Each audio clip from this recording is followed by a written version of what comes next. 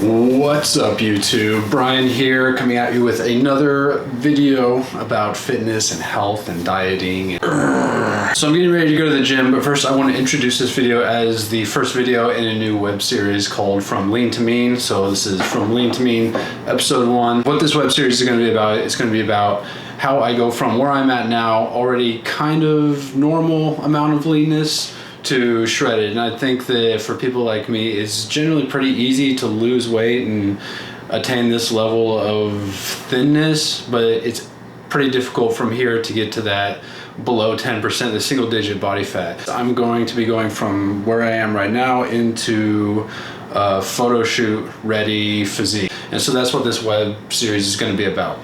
I'm gonna head to the gym, gonna grab some groceries. The diet's changing a little bit because my approach to what I'm doing and having to diet around work and not being able to cook at work and stuff makes it a little bit challenging. So I'll let you guys in on my dieting tips and kind of my plan for what I'm doing and how I'm going to achieve this goal.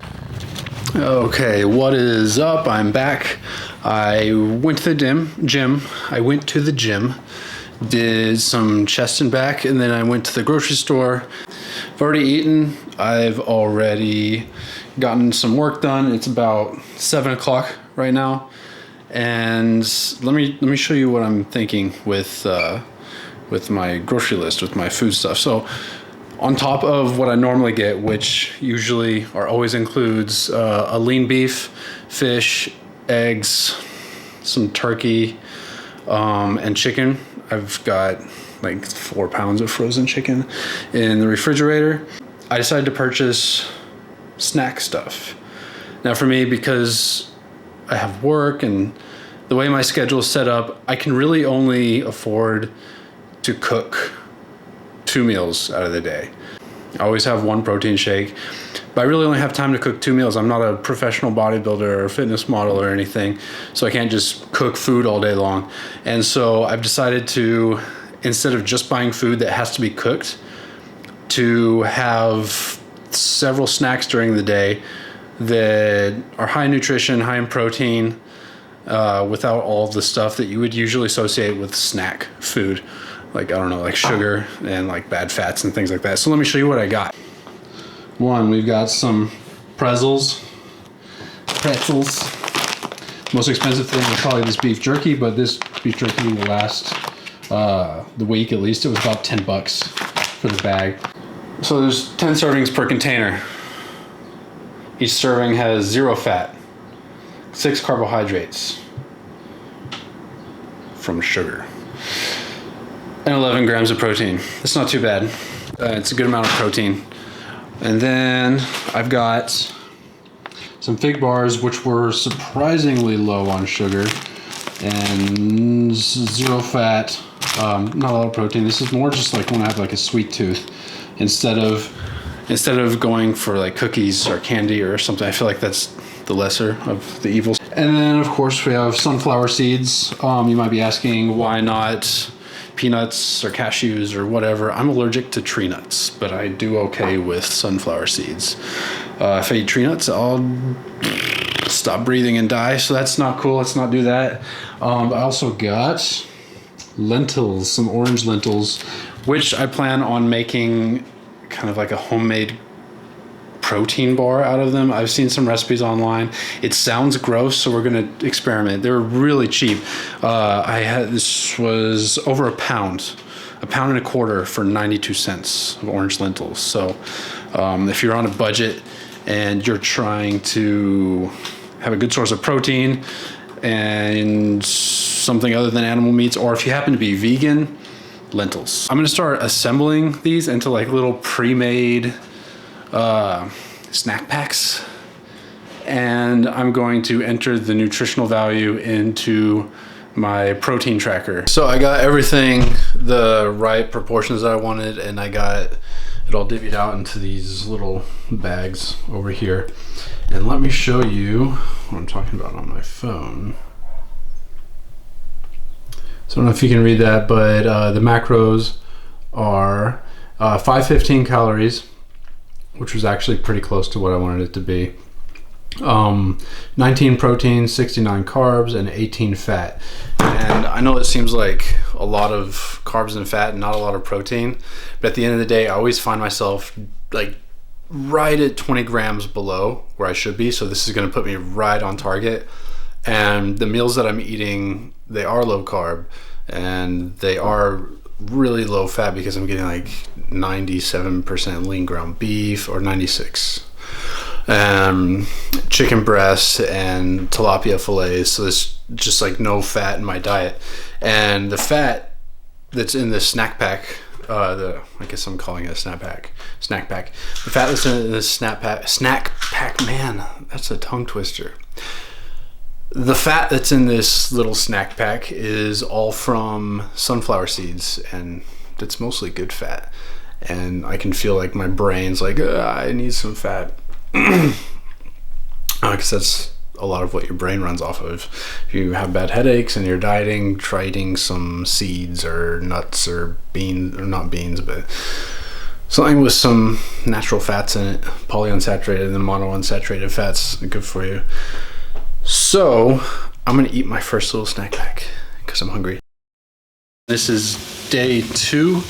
I realized yesterday that I forgot to explain what I forgot to tell you guys what my calorie count is at and what my macros are at. But first, let me show you what I've got going on for lunch. I just got back from exercising. I've got some tilapia blackening in the pan. Then over here, eating some shredded wheat. And the shredded wheat is really good. It doesn't have any sugar on it. The only sugar in it is from the milk, which doesn't really bother me right now. Anyway, my macros are about 2,200 calories a day is what I need to continue losing body fat, but kind of maintain my strength, endurance, and muscle tone. About 200 grams of carbs, 200 grams of protein, and 50-ish grams of fat.